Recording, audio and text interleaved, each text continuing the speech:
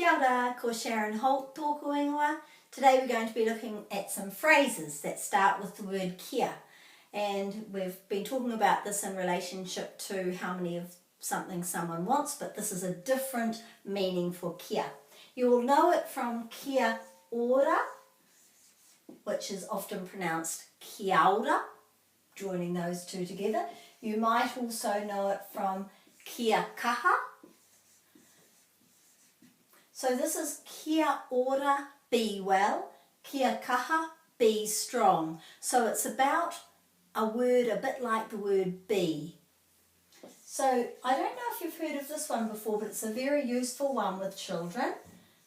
Kia tūpato, tūpato.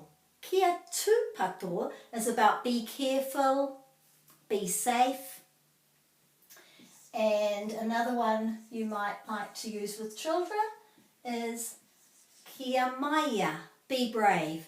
So if you're introducing something like kia tūpato to your speaking with children, then you would be using it perhaps initially kia tūpato in context, and perhaps you would then say be careful, and then a couple of times, and then after that just say kia tūpato, so that they get the hang of the fact that that means be careful, be safe.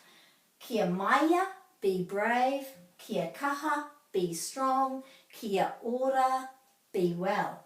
How about this? Kia ata something. So this is about doing something carefully or slowly. So kia ata haere is to go slowly. So this is travelling, going. Kia ata haere, go carefully or slowly. So it might be on a road sign. I've actually seen that on a road sign yesterday. Kia ata haere. And you can also say kia ata titiro. If you want somebody to look carefully for something, so you know maybe they're wandering around but not looking where they're going. Oh, kia ata titiro kind of means like look where you're going. Kia ata titiro, look carefully, look at what your surroundings and be aware, be aware. So that's some examples of things that start with kia, meaning be. Kia ora, kia kaha, kia tūpato, kia maia, be brave. Kia ata haere, go safely or carefully or slowly. Kia ata titiro.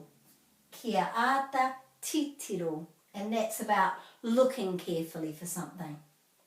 Hopefully those phrases will be a really helpful addition to your kete of knowledge.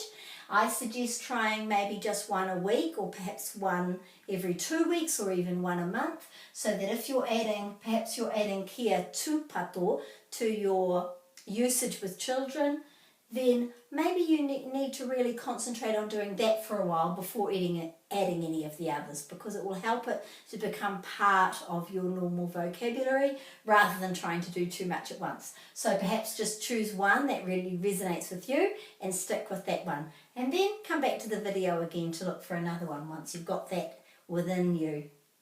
Ka kite.